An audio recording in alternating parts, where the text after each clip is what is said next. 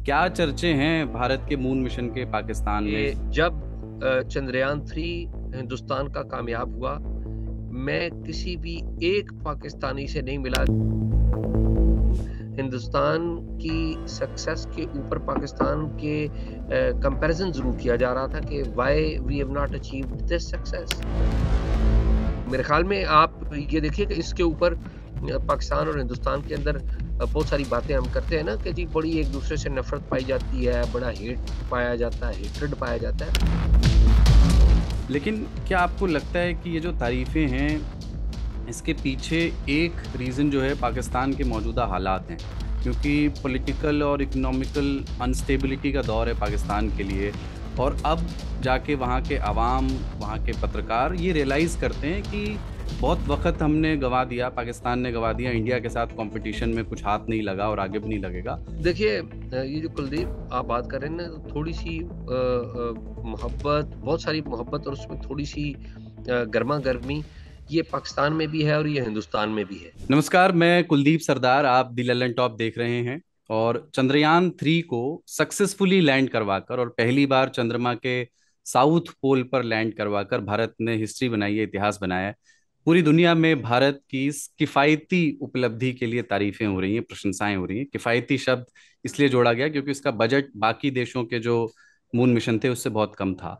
हमारे साथ हैं पाकिस्तान के सीनियर जर्नलिस्ट एजाज सैयद, और आप the secrets of Pakistan war on al Qaeda नाम से किताब लिख चुके हैं।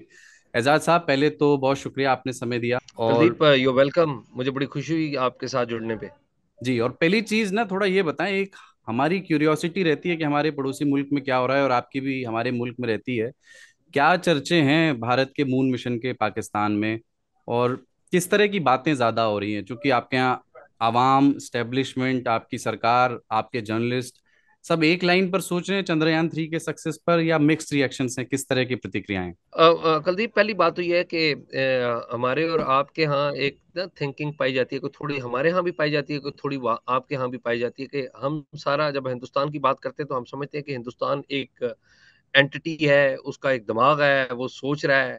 ऐसा नहीं होता। हर सोसाइटी में मुख्तलिफ किस्म के लोग होते हैं, मुख्तलिफ किस्म की सोचें होती हैं। Yes, there are certain areas जहाँ पर एक जनरल परसेप्शन भी होती है। आप कुलदीप सुन के हैरान होंगे, and I am telling you with my utmost honesty कि जब चंद्रयान 3 हिंदुस्तान का कामयाब हुआ, मैं किसी भी एक पाकिस्तानी से नहीं मिला जो हिंदुस्तान को बुरा भला कह रहा हो। Not a single Pakistani I could meet in my circles. मैंने देखा कि पाकिस्तानी ओवरवेलमिंग थे। आप देखें कि कंग्रेचुलेट कर रहे थे, आप ट्विटर उठाकर देख लें। अच्छा, एक चीज़ ज़रूर नज़र आएगी आपको कि लोगों ने ओवरवेलमिंगली, एक्सेप्शन की बात कर सकेंगे आप, लेकिन ओवरवेलमिंगली लोगों ने हिंदुस्तान को मुबारकबाद दी, कांग्रेचुलेशंस कहा। तो लोगों ने हिंदुस्तान को बहुत उसको मुबारकबाद दी, कांग्रेचुलेशन कहा। एट द सेम टाइम आप ये देखें कि लोग जो हैं पाकिस्तान में, पाकिस्तान की जो अवाम है या पाकिस्तान की जनता जिसे आप कहते हैं, पाकिस्तान की जनता हिंदुस्तान की सक्सेस के ऊपर तो बड़ी खुश थी, कंग्रेचुलेशंस कह रही थी, लेकिन at the same time Hindustan की सक्सेस के ऊपर पाकिस्तान के कंपैरिजन ज़रूर किया जा रहा था कि why we have not achieved this success. फिर पाकिस्तान की तरफ से स्पार्को का जो एक इंस्टीट्यूशन है हमारा, स्पेस टेक्नोलॉजी का या स्पेस स्पेस रिसर्च का इंस्टीट्यूट उसे कहते हैं, स्पार्को ऑर्गेनाइजेशन उसको कहते हैं।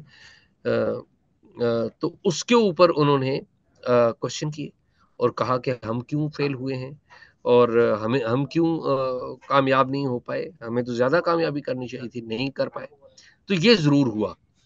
तो मेरे ख़्याल में आप ये देखिए कि इसके ऊपर पाकिस्तान और हिंदुस्तान के अंदर बहुत सारी बातें हम करते हैं ना कि जी बड़ी एक-दूसरे से नफ़रत पाई जाती है, बड़ा हेट पाया जाता है, हेट्रेड पाया जाता है। ऐसा नहीं है। जी। ऐसा अब ऐसा नहीं है। ये 2 सरकारों के दरमियान में हो सकता है। ये दोनों मुल्कों के दरमियान जो डिप्लोमेसी के नाम पर एक-दूसरे की चाय की सिप भी गिनते हैं, हाथ मिलाने की वाम्त को भी मेज़र करते हैं जो लोग, सरकारी हमारे बाबू, दोनों तरफ बैठे हुए, उधर भी और इधर भी बैठे हुए लोग।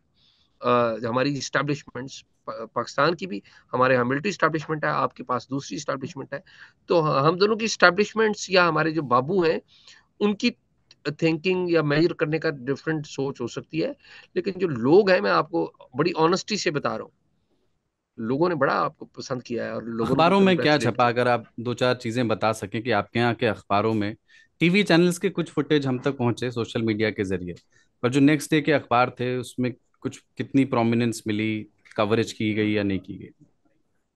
देखिए, हमारा डॉन न्यूज़पेपर पाकिस्तान का लीडिंग न्यूज़पेपर है इंग्लिश का, उसमें उसकी खबर प्रोमिनेंट छपी। हमारा the news most circulated English daily है, उसके ऊपर इसकी प्रोमिनेंट खबर छपी, न्यूज़ छपी। पाकिस्तान का जो सबसे बड़ा the largest Urdu language, local Urdu language newspaper is which is circulated across Pakistan is daily जंग। वहां पे फ्रंट पेज की प्रोमिनेंट, मोस्ट प्रोमिनेंट खबरों में से एक खबर थी। तो लोगों ने, ये ऐसा नहीं है कि लोगों ने सोशल मीडिया पे कहा, जो पाकिस्तान की जो पढ़ने लिखने के वाले लोग हैं, जो मेन स्ट्रीम मीडिया के ऊपर जो बात करते हैं, उन्होंने इसके ऊपर कहा। और मैं आपको बड़ी इंटरेस्टिंग दो बातें बताऊंगा। जिस दिन चंद्रयान 3 सक्सेसफुल हुआ, मैं पाकिस्तान का जो सबसे बड़ा टीवी चैनल है जियो न्यूज़, उसके अंदर काम करता हूँ, उसके लिए काम करता हूँ। और उस दिन एक प्रोग्राम में बैठा हुआ था, उस प्रोग्राम का नाम था रिपोर्ट कार्ड। तो रिपोर्ट कार्ड में पॉलिटिकल इश्यूज के ऊपर बात हो रही थी। तो जो ही वो क्वेश्चन वो किया गया, पॉलिटिकल क्वेश्चन किया गया, तो हमारे एक कलीग ने कहा कि जी ये सारी क्वेश्चंस हम बाद में बात करेंगे, सबसे पहले इंडिया को कंग्रेचुलेशंस। फिर मैं खुद जियो न्यूज़ का एक डिजिटल शो चला रहा हूँ, अभी रिसेंटली हमने शुरू किया है कुछ अर्सा पहले, उसका नाम है टॉक शॉक। मेरे को होस्ट हैं उमर चीमा, वो भी बड़े यहाँ पे प्रोमिनेंट जर्नलिस्ट हैं। तो हम दोनों ने टॉक शॉक में स्पेशली हमने इसका चंद्रयान का जिक्र किया, और मैंने हिंदुस्तान को और हिंदुस्तान के अवाम को कंग्रेचुलेशंस कहा। मेरे साथी वो को थोड़ा सा ज़्यादा हैप्पी नहीं थे, लेकिन आप नीचे जाके ज़रा कमेंट्स देखिए उस प्रोग्राम के, then you will get to know कि how people are reacting and how people have reacted. जी। अच्छा, एक चीज बताएं, हम लोग को बहुत खुशी हो रही है देख के कि पाकिस्तान से इतने पॉजिटिव कमेंट्स आ रहे हैं, लेकिन क्या आपको लगता है कि ये जो तारीफें हैं, इसके पीछे एक रीजन जो है पाकिस्तान के मौजूदा हालात हैं? क्योंकि पॉलिटिकल और इकोनॉमिकल अनस्टेबिलिटी का दौर है पाकिस्तान के लिए, और अब जाके वहाँ के अवाम, वहाँ के पत्रकार ये रियलाइज करते हैं कि बहुत वक्त हमने गंवा दिया, पाकिस्तान ने गंवा दिया, इंडिया के साथ कंपटीशन में कुछ हाथ नहीं लगा और आगे भी नहीं लगेगा। और उनकी उपलब्धियों, उनके अचीवमेंट्स पर भी हमें खुश होना सीखना चाहिए, और फोकस हमें करना चाहिए कि अपनी पॉलिटिकल स्टेबिलिटी और इकोनॉमिक सेहत को सुधारें। क्या इस रियलाइजेशन से ये खुशी निकलती है? देखिए कुलदीप, बात यह है कि there is no second opinion, कोई दूसरी राय नहीं है इसमें कि पाकिस्तान एक इकोनॉमिक क्राइसिस से गुजर रहा है। और पाकिस्तान का जो इकोनॉमिक क्राइसिस है, उसकी वजह पाकिस्तान में पॉलिटिकल इंस्टेबिलिटी है। पॉलिटिकल इंस्टेबिलिटी होने की वजह से इकोनॉमिक इंस्टेबिलिटी भी आती है। अब आप ये कह रहे हैं कि इसकी वजह से हिंदुस्तान की तारीफ की जा रही है, ऐसा नहीं है। अगर ऐसी बात होती तो देखिए, हिंदुस्तान ने जब क्रिकेट के मैच दूसरे मुल्कों से जीते हैं तो पाकिस्तान ने सेलिब्रेट करता है उन्हें। आज ही नहीं कर रहा, माजी में भी करता रहा है। हिंदुस्तान का मैच कुछ अर्सा पहले बरतानिया में, इंग्लैंड में हो रहा था, किसी दूसरे देश के साथ, किसी दूसरे मुल्क के साथ। तो पाकिस्तानी जो है, उस वक्त तो क्राइसिस नहीं था, इकोनॉमिक क्राइसिस नहीं था। मैं बात आपको बता रहा हूँ 2013 की, 14 की बात बता रहा हूँ। और उससे पहले जो 2004 5 6 का टाइम है, उस वक्त तो इकोनॉमिक क्राइसिस नहीं था ना। तो कई दफा आप क्रिकेट मैच देखते हैं कि जो पाकिस्तानीज होते हैं, जब हिंदुस्तान की टीम और कोई और कोई टीम खेल रही हो, तो पाकिस्तानी दुआ कर रहे होते हैं कि भाई हिंदुस्तान जीत जाए। और फिर बड़ी ख्वाहिश होती है, पाकिस्तान में भी और हिंदुस्तान में भी होती है बड़ी ख्वाहिश, कि हिंदुस्तान का मैच पाकिस्तान के साथ हो। और आप ये देखिए कि हिंदुस्तान और पाकिस्तान के जब क्रिकेट मैच होते हैं, तो कितनी जो पब्लिक है, वो कितनी देखती है। और जो भी जीत जाए, हिंदुस्तान जीत जाए या पाकिस्तान जीत जाए, तो झगड़ा नहीं होता। आप ये देखिए, लड़ाई नहीं होती, देयर इज नो फाइटिंग। एक जुबिलेंस होती है, जो जीता है वो जुबिलेंट होता है। तो मेरे ख्याल में ये इस बात को याद रखना चाहिए जब हम चीजों को ये जोड़ने लग पड़े ना कि जी क्योंकि आपके यहाँ वो नहीं इस हुआ तो नहीं नहीं इसलिए ठीक हुआ। है, मैं इस सवाल को थोड़ा ठीक से दोबारा फ्रेम करने की कोशिश करता हूँ। मतलब आप स्पोर्ट्स पे मैं आऊंगा, और एक बड़ी अच्छी खबर भी आई है आज। इंडियन एथलीट है नीरज चोपड़ा, वो जीते हैं। और दूसरे नंबर पर अरशद नदीम रहे पाकिस्तान पे। उस पर एक सवाल है मेरा, लेकिन उसको मैं फ्रेम ऐसे करूँ कि जो अभी वहाँ इंस्टेबिलिटी है, पॉलिटिकल और इकोनॉमिकल दोनों तरह से, उसके आने के बाद क्या एक आम पब्लिक का नजरिया इंडिया के प्रति, इंडिया के लिए थोड़ा सा बदला है क्या? जो थोड़ी बहुत नफरत आप कह रहे हैं कि अवाम में पहले भी नहीं थी, पर अगर थोड़ी बहुत एक कंपटीशन का भाव था जो किसी भी जो एस्टेब्लिशमेंट नहीं कभी भरा और कंडीशनड हो, क्या उसमें थोड़ी सी कमी आई है?